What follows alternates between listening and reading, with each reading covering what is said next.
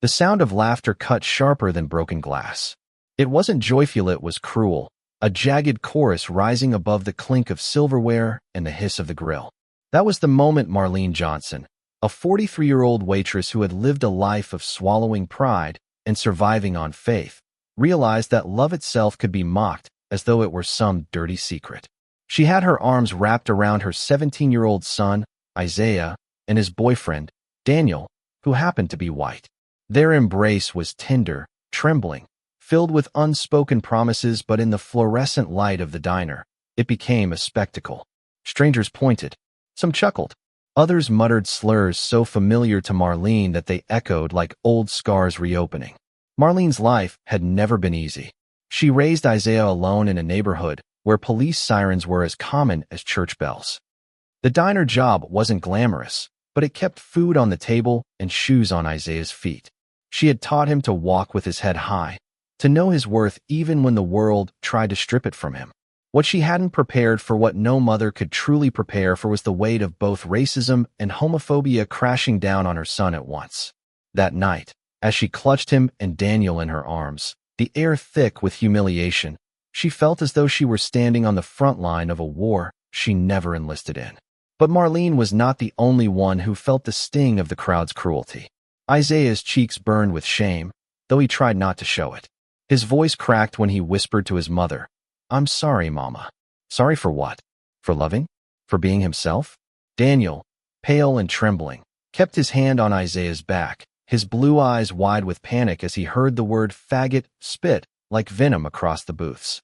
Daniel came from a different world. His parents were middle class. His future seemed mapped out like a neatly paved road, but in that diner, he learned what it meant to stand in solidarity when the ground itself seemed to shake beneath them.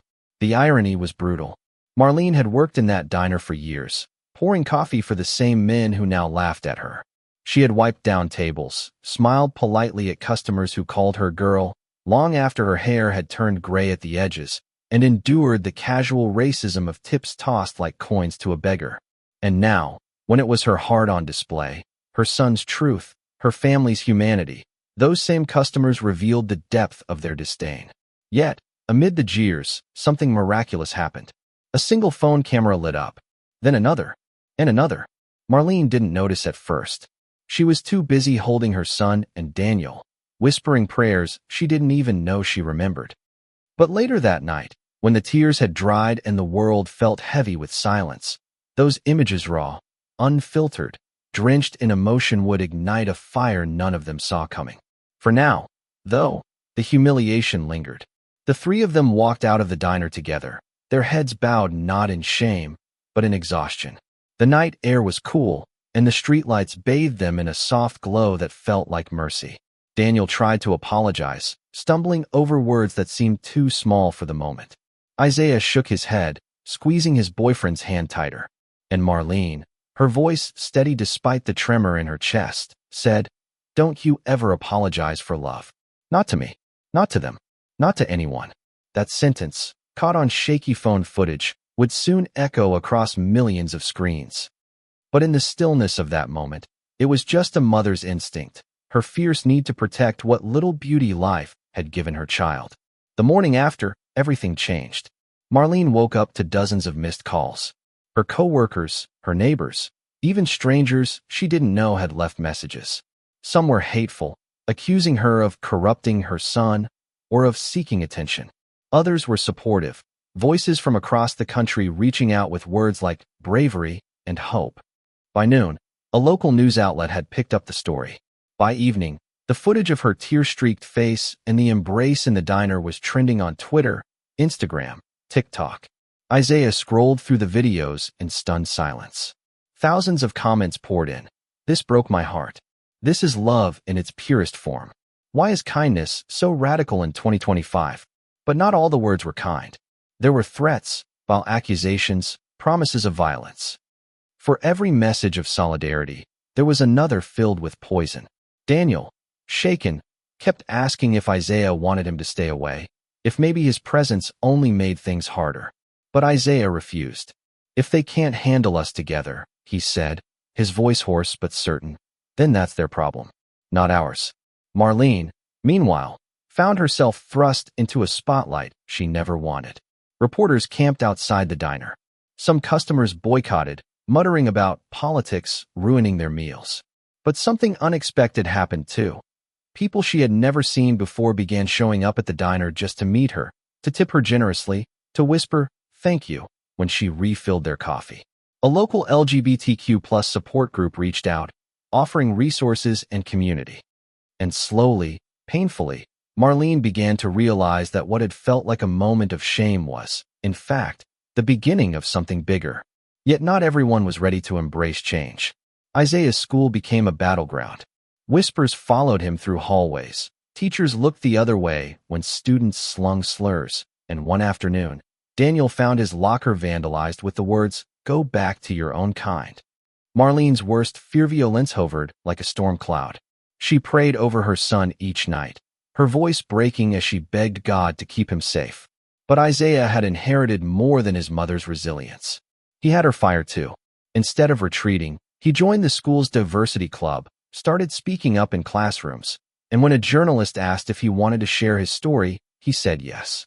His voice shook as he described what it felt like to be both black and gay in a world that often hated him twice over. But he spoke anyway, because silence, he realized, was its own kind of death. And Daniel, sweet, awkward Daniel, stood by him through it all. His parents struggled at first, embarrassed by the publicity, worried about the dangers. But love has a way of softening edges, and slowly, they began to see what Marlene saw. Two boys who loved each other fiercely, honestly, and without apology. It wasn't easy. Change never is. But from the ashes of humiliation rose something stronger, a movement that reached beyond the walls of one diner. People began to talk. Conversations that had been buried in fear bubbled to the surface. Some hearts stayed hard, unyielding, but others cracked open, letting light pour through.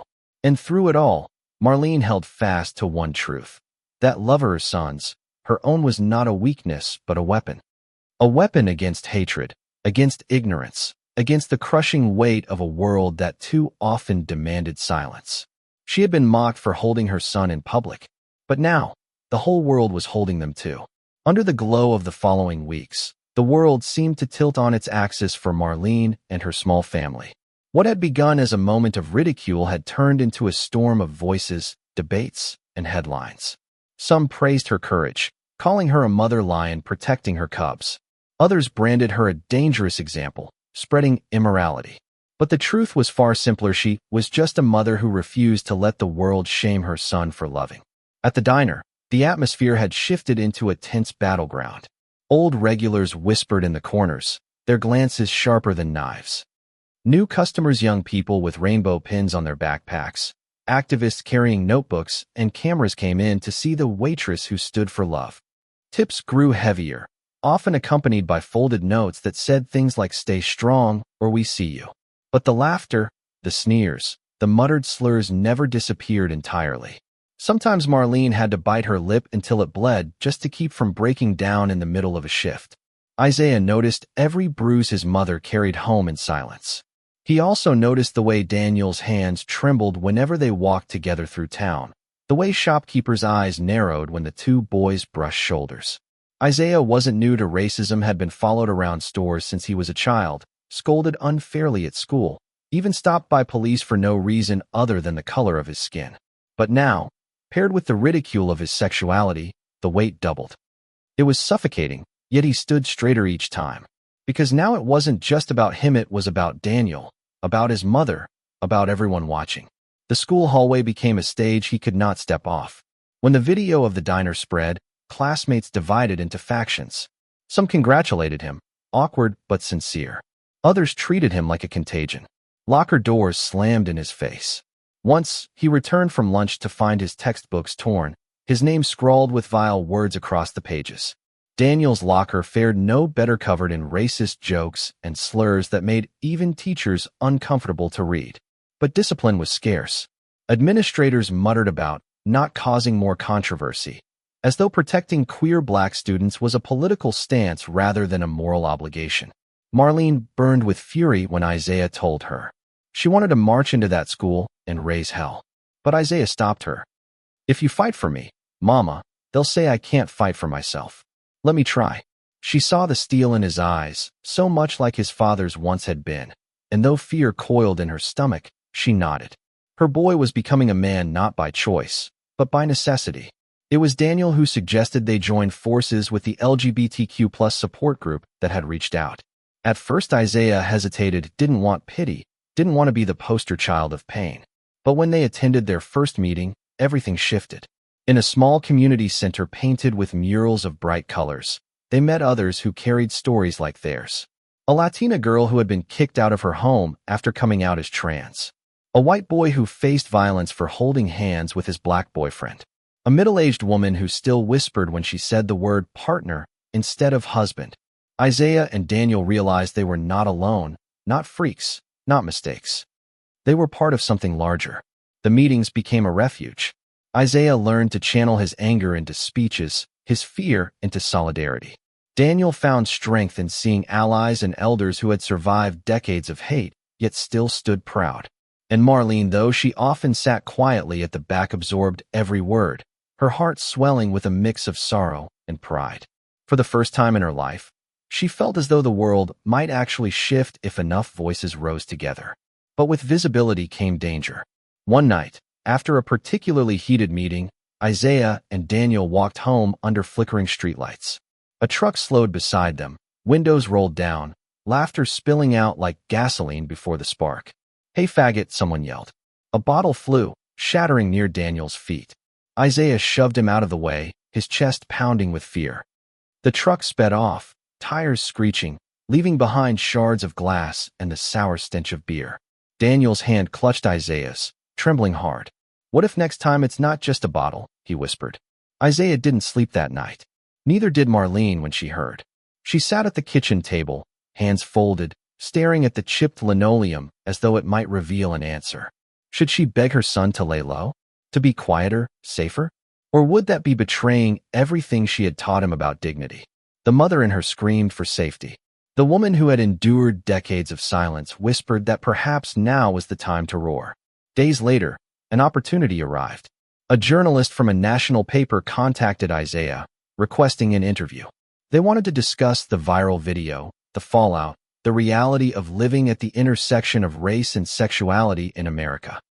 Isaiah hesitated, knowing the exposure could be both weapon and shield. Daniel urged caution, but Marlene said softly, "Baby, the world is already talking about you. At least let them hear it from your own mouth." So Isaiah agreed. Sitting in front of the camera, his hands clenched on his knees, he spoke with a voice that cracked but did not falter. "People say love is love, but when you're black and gay, sometimes it feels like love is a crime. My mom hugged me in that diner because she saw her child being mocked for loving another human being. She shouldn't have to be brave just to hold me. And I shouldn't have to be brave just to exist." The interview spread like wildfire. Hashtags bloomed. Celebrities reposted his words. Activists cited him in speeches. Hate poured in, too vehement, organized, relentless. But Isaiah no longer felt like prey. He felt like a fighter with an army at his back. The diner became more than a workplace. It became a symbol. Protesters picketed outside, some holding signs that read "Protect our kids" with twisted logic, others waving rainbow flags in defiance. News crews parked vans across the street, cameras pointed like weapons. Marlene worked her shifts as though nothing had changed, though her stomach clenched every time the bell above the door rang. She had lived her life invisible, moving quietly to survive. Now, invisibility was no longer an option. One afternoon, the tension boiled over. A group of men entered, faces hard, voices loud. They ordered coffee but never touched it. Instead, they hurled insults, first at Isaiah, who had stopped by to walk his mother home, then at Daniel, who sat nervously in a booth. Customers froze. The air grew thick with dread. Marlene's hands shook as she set down a coffee pot. She wanted to shout, to throw them out, but her boss was watching, calculating profits against principles. Then Isaiah stood up. He didn't shout. He didn't curse. He simply said, "You don't scare me. Not anymore." His voice carried through the diner like a stone dropped into still water. The men sneered, muttered threats, but when Isaiah refused to back down, their power faltered. Cameras came out again. Phones recorded. The men left, their bluster deflated by the weight of eyes upon them. And once again, The footage spread another crack in the wall of silence. That night, Marlene cried alone in her bedroom, not from fear this time, but from pride so fierce it hurt. Her son, her sweet boy, was standing taller than she had ever dared. She realized she had been teaching him courage all his life, and now he was teaching it back to her. Still, danger loomed. Threatening letters arrived in the mail. Strangers followed too closely on the street. Daniel's parents considered pulling him out of town for his safety, but Daniel refused. If I run, what lesson do I leave behind? That hate wins. His resolve surprised even himself, but love has a way of hardening resolve like steel forged in fire. As weeks stretched into months, the movement grew. Churches debated sermons on love and acceptance. The mayor released a cautious statement condemning hate crimes. Schools scrambled to address bullying policies.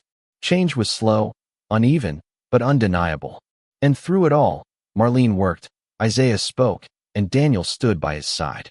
The world had laughed at their embrace in a diner. But now the laughter was drowned out by voices rising for justice. And deep inside, Marlene began to believe what she had once thought impossible, that love fragile, mocked, dismissed could be the spark that burned down centuries of cruelty. The night of the town hall felt like a breaking point. For weeks, tension had been building in the small city, whispers in church pews, fiery debates in barbershops, angry letters in the newspaper. The video of Marlene clutching her son and his boyfriend had grown into something larger than any of them. It was no longer just about one family. It had become a symbol for the entire community. Some saw courage, others saw sin. And when the mayor announced a public forum to hear both sides, it was clear the evening would be explosive. Marlene didn't want to go. She had spent her life avoiding the spotlight, staying small enough not to draw fire. But Isaiah insisted. If they're going to talk about us, he said, his eyes steady, then we should be in the room. Daniel agreed, his hand firm around Isaiah's. Marlene looked at them, two boys standing taller than she felt inside, and realized she had no choice. They weren't just children anymore. They were fighters. She had to stand with them. The auditorium was packed. Folding chairs scraped against the floor, murmurs rising like restless waves. On one side, church groups held signs with verses scrawled in black marker. On the other, rainbow flags fluttered above heads, faces painted with defiance. Cameras lined the walls, journalists poised for headlines. Marlene's heart hammered in her chest as they slipped into seats near the front. She felt eyes burning into her back, whispers curling through the air. The mayor opened the floor. Speakers stepped up one by one. A pastor thundered about tradition, about protecting children. A young woman countered with statistics on suicide among queer teens. The room erupted in cheers and jeers after every sentence. It wasn't dialogue, it was war. Marlene clutched her hands together, praying silently, until she heard Isaiah's name called. Her son stood. The room hushed, cameras swiveling. He walked to the microphone with the slow, deliberate steps of someone carrying a burden too heavy for his age. Daniel's gaze followed him, unblinking, as though he could steady Isaiah with sheer will. Marlene's breath caught. Isaiah's voice cracked at first, but steadied quickly. You all know who I am, he began. You've seen the video. You've heard the rumors. So let me tell you what's true. I'm black. I'm gay. And I'm not ashamed of either one. Gasps rippled. Murmurs rose. But he pressed on, shoulders squared. When you laughed at my mom hugging me, you weren't just laughing at us. You were laughing at love. And if you think love is shameful, maybe the problem isn't me. Maybe the problem is you. The words landed like stones in still water. Silence, then scattered applause, then a wave of noise cheers clashing with boos. The moderator tried to calm the crowd, but Isaiah kept going. He spoke of walking through school halls with slurs carved into lockers, of nights spent wondering if tomorrow would be safe, of the strength it took just to exist in a world that wanted him invisible. His voice trembled with anger and hope all at once. I'm not asking for your approval. I'm demanding my humanity. When he stepped back, the applause roared louder than the jeers. Marlene's eyes blurred with tears. Daniel gripped her hand so tight it hurt, whispering, he did it. He really did it. But not everyone celebrated. In the corner, a group of men scowled, their fists clenched, their muttered words thick with threat. Marlene noticed, her stomach knotting. She knew this wasn't over.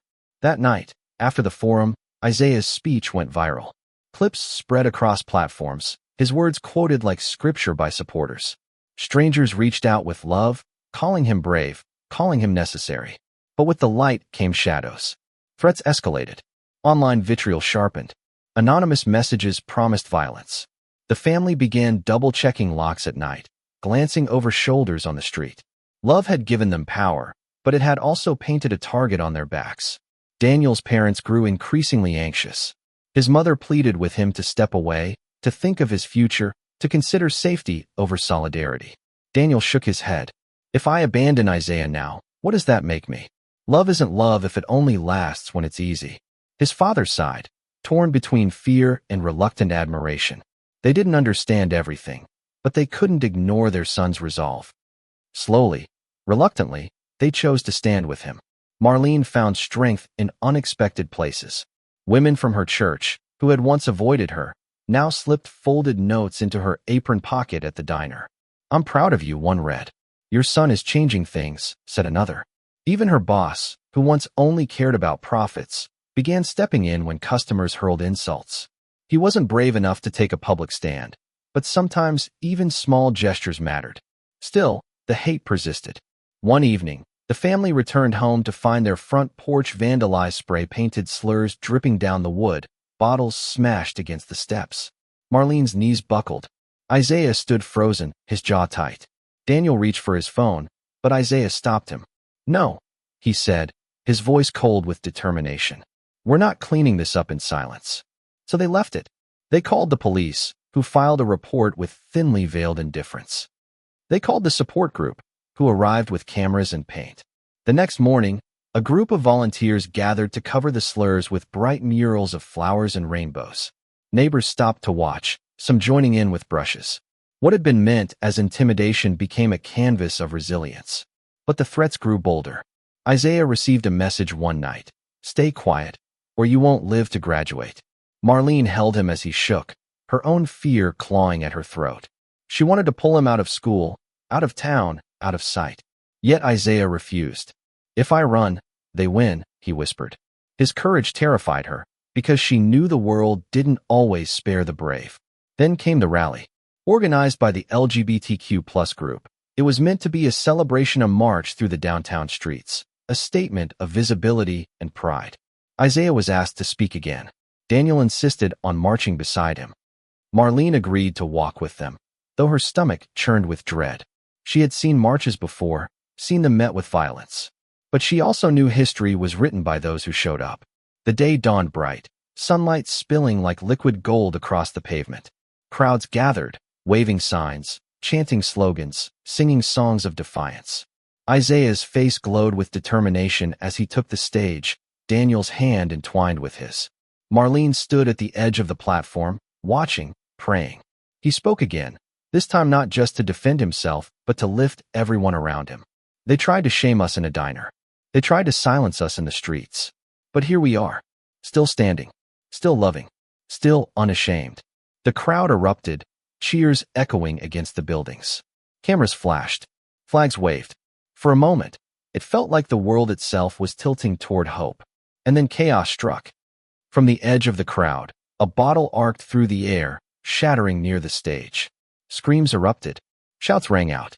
A group of counter-protesters surged forward, fists raised, faces twisted with hate. Panic spread like fire. Marlene's heart stopped as she saw Isaiah pulled into the chaos. Daniel clung to him, trying to shield him, but the mob pressed closer. Police moved in, sirens wailing, batons raised. The crowd scattered, fear and fury colliding. Marlene pushed forward, her voice raw as she screamed her son's name. Through the blur of bodies, she saw Isaiah bruised but unbroken, his fist still clenched around Daniel's hand. Officers separated the attackers, dragging them away. The rally ended in chaos, but Isaiah and Daniel walked off that stage together, refusing to let go. That night, the images spread once more. Isaiah's words. The bottle flying. The two boys standing together in the storm. Headlines called it the day love defied hate. Support poured in, louder than ever. Politicians issued statements. Churches split over sermons. And in the quiet of their kitchen, Marlene finally let herself believe that maybe, just maybe, the tide was turning. She looked at her son, at the boy who had once apologized for being himself, now standing as a symbol of resilience. She looked at Daniel, who had chosen love over safety, conviction over comfort. And she realized something profound. The world might not be safe for them yet. But it was changing, and they were the ones changing it. For the first time in years, Marlene allowed herself to dream. Not of riches, not of ease, but of a world where a mother hugging her son and his boyfriend would not be headline news, where it would simply be love. The road ahead was uncertain. Hate would not vanish overnight. But love, once mocked, had become unstoppable. And as she wrapped her arms around Isaiah and Daniel once more, she whispered a prayer that no laughter, no cruelty, no violence could erase. You are worthy. Always. The days after the rally were a blur of exhaustion and defiance. The bruises on Isaiah's arms had faded to a dull yellow, but the memory of fists, shouts, and the sound of glass breaking still haunted his sleep. Daniel stayed close, refusing to let go, as though distance itself was a danger. Marlene watched them with a mix of fear and awe. Every instinct told her to shield them, to run from the fire. But she knew running wasn't an option anymore. The fire was theirs to endure, and somehow, to transform. The community, shaken by the violence, began to stir in ways Marlene hadn't dared to hope. Pastors who had stayed silent spoke out, condemning the attack. Parents who once whispered disapproval started showing up at meetings, clutching their children's hands. The mayor, under pressure, announced the formation of a task force on hate crimes and diversity. For the first time, Marlene saw officials saying the words she had waited decades to hear. This town belongs to all of us. Still, the darkness hadn't disappeared. Threats continued, some more chilling than before. One night, a rock smashed through their front window, scattering glass across the living room carpet. On the rock was a note, "You don't belong here." Marlene's knees weakened, but Isaiah simply picked it up, set it on the table, and said, "They're wrong. We do." His voice was calm, but Marlene saw the fire behind his eyes. She recognized it was the same fire that had kept her working late nights, kept her standing tall when the world tried to crush her. Now it burned in her son. In the midst of the fear, something extraordinary happened. A journalist published a long piece about Isaiah and Marlene, weaving their story with others across the country, families who had faced rejection, couples who had endured hate, children who had taken their own lives because the weight was too much. The article ended with Isaiah's speech from the rally. "I'm not asking for your approval. I'm demanding my humanity." The story spread far beyond their town. National networks picked it up. Celebrities quoted it. Donations poured into local organizations in their name. The hate had sought to silence them, but instead, their voices echoed louder than ever. Marlene found herself invited on talk shows, her diner uniform replaced by a simple dress borrowed from a friend. She sat under studio lights, her hands folded, her voice steady as she told the world, "I'm just a mother. I love my son." That shouldn't be revolutionary, but if it helps change even one heart, I'll keep saying it. Every time she spoke those words, she thought of the laughter in the diner, the humiliation that had once felt unbearable. Now it was the seed of something greater. Isaiah, too, found his voice growing stronger. He began traveling with advocacy groups, speaking at schools and youth centers. Each time he stood in front of a crowd, he felt the fear coil in his chest, but he also felt Daniel's hand in his, steady and certain. They told their story together, two boys from different worlds bound by love, refusing to apologize for it. At first, audiences looked at them with pity or curiosity. But as the words sank in, as Isaiah spoke of nights haunted by slurs, and Daniel spoke of choosing love over silence, faces softened. Applause followed. Sometimes tears. They weren't changing everyone, but they were planting seeds. The diner, once the site of ridicule, became a pilgrimage spot for those who had seen the viral video. Travelers came from other towns, other states, to sit in the same booth, to tip Marlene with folded notes of gratitude. She smiled and served coffee, though she never stopped feeling the ghosts of that night. Yet now, where there had once been cruelty, there was kindness. The place that had broken her heart became a symbol of resilience. But healing wasn't linear. One afternoon, Isaiah came home shaken after finding a noose drawn on his locker. Daniel's face drained of color when he saw it. Marlene wrapped them both in her arms, fury and sorrow twisting in her chest. The school launched an investigation, but she knew justice would be slow. That night, she sat Isaiah down and told him about her own childhood, about growing up in the South, about the signs that told her she couldn't drink from certain fountains, about the looks that said she didn't belong. "They tried to erase me too," she said softly. "But look at me now. I'm still here. And so are you." Isaiah listened, his tears falling silently. "But Mama," he whispered, "what if it never gets better?" Marlene kissed his forehead. "Then we make it better. That's what we've always done." Slowly, painfully, things began to shift. The task force introduced new policies in schools, training teachers to intervene in bullying, setting up safe spaces for queer students. Churches split, some hardening in hate, others blossoming in compassion. The town itself felt like it was holding its breath, teetering between old scars and new possibilities. And through it all, Isaiah and Daniel stood together, their love no longer a secret but a statement. Months later, graduation day arrived. The gymnasium was packed with parents and students, the air thick with anticipation. Marlene sat in the bleachers, clutching a bouquet of flowers, her heart racing. When Isaiah's name was called, she stood, tears spilling down her cheeks as her son walked across the stage. The applause was thunderous, louder than she had expected, filled not just with duty but with genuine support. Isaiah took his diploma, turned toward the crowd, and for a moment, his gaze met hers. In that instant, Marlene saw not just her boy, but a young man who had faced the world and refused to bow. After the ceremony, Daniel hugged Isaiah tightly, lifting him off the ground in a whirl of laughter and relief. Cameras flashed, friends, reporters, strangers capturing the moment. And Marlene, holding her flowers, joined them in an embrace. She thought back to that first night in the diner, the humiliation, the cruel laughter. Now, in the same kind of embrace, the sound was different. Applause, cheering, joy. The image of the three of them, mother, son, and his boyfriend, spread once again, but this time it wasn't framed as a spectacle. It was celebrated. Articles titled it "The Family That Refused to Break." Hashtags carried it across the world. People wrote messages like "This is the future and love wins, one family at a time." In the quiet of that evening, as they sat together on the porch, the sunset painting the sky in shades of gold and violet, Marlene felt a peace she hadn't known in years.